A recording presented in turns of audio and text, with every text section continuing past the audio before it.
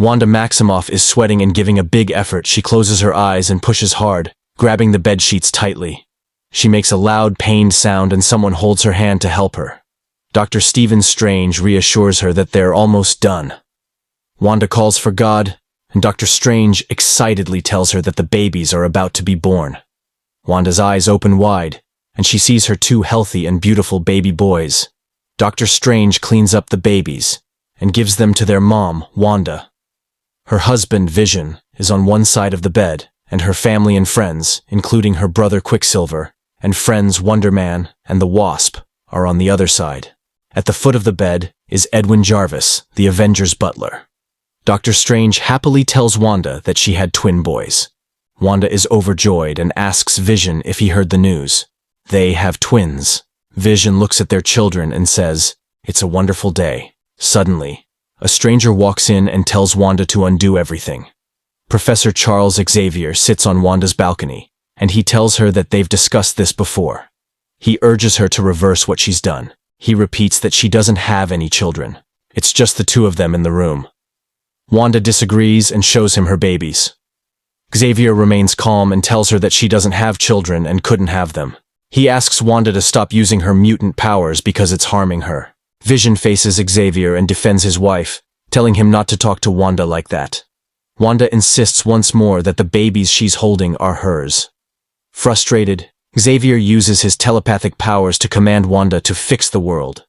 Tears flow down Wanda's face, and her children start to change, becoming less human and more animal-like. She refuses to listen to Xavier, who yells at her again. Wanda cries out that she has children, but Xavier insists they never existed. Suddenly, everything in the room, including the children, Wanda's bed, her clothes, and the people, shatters into tiny pieces. Professor Xavier finds himself in a dark, windowless room with a part of the wall missing, leading to the outside. In one corner, there's a simple bed.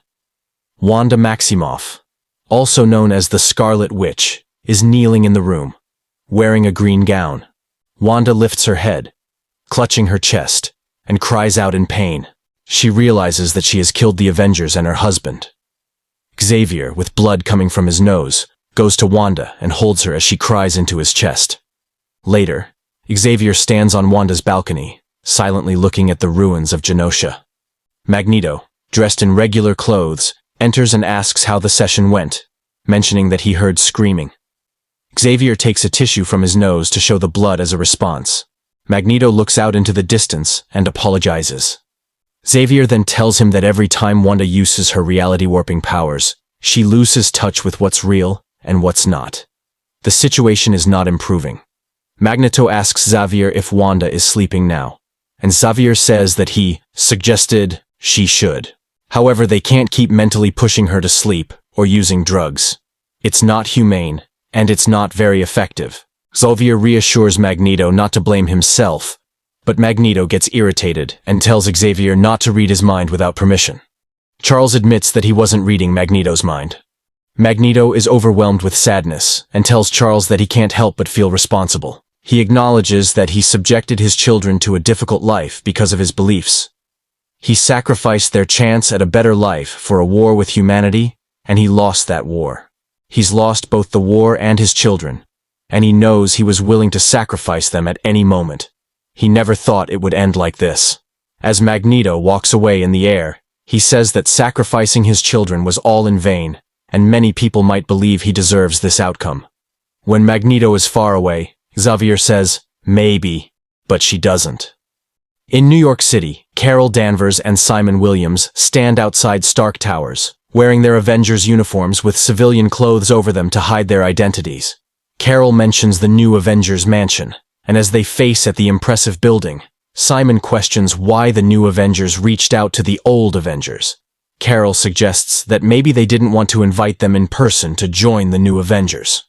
Out of the blue, Sam Wilson, also known as the Falcon, joins the group and reminds Carol that they didn't decline an invitation.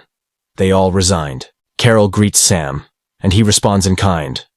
Then she mentions that they left the team when the others terminated the operation.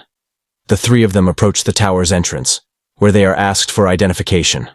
Carol mutters under her breath about how absurd it is, but all three still state their names, followed by their code names. Hearing Carol mention Ms. Marvel, Sam asks her if she's really considering going back to her old name. Carol replies that she's thinking about it. After checking their IDs, the computer welcomes them to Stark Towers and instructs them to take the elevator up. Carol expresses her delight at being allowed in, while Sam wonders why they couldn't just fly in. Simon reminds him that the call specified no flying in, as the new Avengers want to keep their headquarters a secret from the public for as long as possible. Sam adds, "Yeah, but I enjoy flying." Later, a jet approaches Stark Towers. As the X-jet arrives, someone on board asks if it's the right place. Emma looks out the window and, unimpressed, points out the skyscraper, with an Avengers Quinjet on top. Wolverine responds simply, confirming they're at the correct location. Cyclops lands the X-jet, and Beast admires the new Quinjet model. Shadowcat playfully teases Beast, and he replies that Stark has plenty of money. The X-Men exit their jet, and when they arrive on the top floor of the mansion, Edwin Jarvis guides them to the main room where the waiting Avengers are introduced. As they enter, Cyclops tells Wolverine that he knows why the Avengers called them, and suggests he just spill the beans. Wolverine, annoyed, asks if Scott can't wait for 4 more seconds. Emma leads the team into the room, and she's shocked by what she sees. Gathered around a big table are many of the new Avengers: Captain America, Iron Man, Spider-Man, Luke Cage, and the Sentry. They're joined by some former Avengers: She-Hulk, Falcon, Wonder Man, Warbird, Yellow Jacket, and the Wasp. Also present are the mystical Doctor Strange, and surprisingly, Charles Xavier. Shadowcat excitedly hugs Xavier, and shares how much she disliked their previous parting. Cyclops shakes Xavier's hand, but is puzzled because their last conversation was unfriendly, with Xavier wanting nothing to do with the team. Xavier acknowledges this, but says something important has arisen. Still cheerful, Shadowcat asks Xavier why he's there, and Cyclops notices Emma's unease, asking her what's wrong. Emma says that the professor will explain. Xavier addresses the X-Men, saying he made a special trip to New York to discuss an almost impossible matter. They must decide Wanda Maximoff's fate. In Genosha, Wanda is peacefully asleep in her darkroom. Quicksilver approaches her bed, looks down at his sister, and then kneels with a sense of shame. Quietly, Magnus enters the room and asks Pietro what he's doing there. Quicksilver, still on his knees, turns to his father and says they're planning to end her life. Magnus is understandably confused. Quicksilver stands up and shouts that they're planning to end Wanda's life. He explains that Xavier, the Avengers, and the X-Men are currently meeting in New York, and he was just there. They're all agreeing to kill Wanda. There's no other reason for the heroes to gather, and they've decided that there's no alternative. They're coming to Genosha to kill Wanda, and in the process, they might harm his sister and her daughter. Magnus pauses, and when he finally speaks, it breaks Quicksilver's heart. He says, "They might be right." Quicksilver speaks rapidly to Magneto, but his father calmly tells him that nobody can understand him when he talks so fast. Pietro then slows down and expresses his frustration, saying he vowed to protect his sister, initially from their father, and now from the Avengers. The Avengers, who are like family, plan to harm her. And Magneto agrees with them? Magneto questions Quicksilver about what he expects him to do. Quicksilver, without a clear answer, simply repeats the fact that the Avengers intend to kill Wanda, as if that's reason enough for action. In his frustration, Magneto grabs Pietro by the collar and demands an answer. Quicksilver breaks down in tears and falls at his father's feet. Magneto fights back his own tears as he looks at his sleeping daughter. He then hangs his head in shame. "What's there to say?" Emma Frost asks at the Hero Conference in New York. "Put her down." Captain America, leading the meeting, quickly rejects the idea. Wonder Man stands up and firmly disagrees with Emma. Spider-Man repeats Emma's words and questions if Wanda is being treated like a pet. Meanwhile, Wolverine leans back in his chair, eats pizza, and wonders if they'll refuse to eliminate her, given Xavier's explanation that she's unstable and the world is in danger. Captain America walks over to Wolverine and asserts that there's always a solution. Wolverine disagrees, saying it's not always the case. Captain America insists it is, and they exchange words. Emma turns to Xavier and asks him for an honest answer. As the most powerful psychic on Earth, can he help Wanda? Xavier replies that if he could, he wouldn't be there now. Emma then looks to Doctor Strange and inquires if there's any mystic solution for Wanda. Strange admits that he doesn't know. Shadowcat tries to speak up, but Emma hushes her and asks Strange if he's tried everything. Sadly, Strange responds that he has, for now. Emma turns to the others and asks if anyone has alternative solutions. However, Dr. Strange interrupts and informs her that he is still researching the matter. Captain America agrees with Dr. Strange's update and considers the matter settled. They will let Strange continue his work on Wanda. Wolverine then questions what they should do if Wanda becomes restless while they wait. He expresses his concern that if Xavier, who has known her for a long time, can't keep her stable, they might not be able to either. Everyone looks at Xavier, who stays quiet. Emma suggests that they take a vote. Captain America emphasizes that Wanda is an Avenger, not an X-Man, and the Avengers reject the idea. Emma points out that they haven't heard from all the Avengers and insists that Wanda poses a threat as a mutant. The X-Men's mission is to handle mutant-related threats.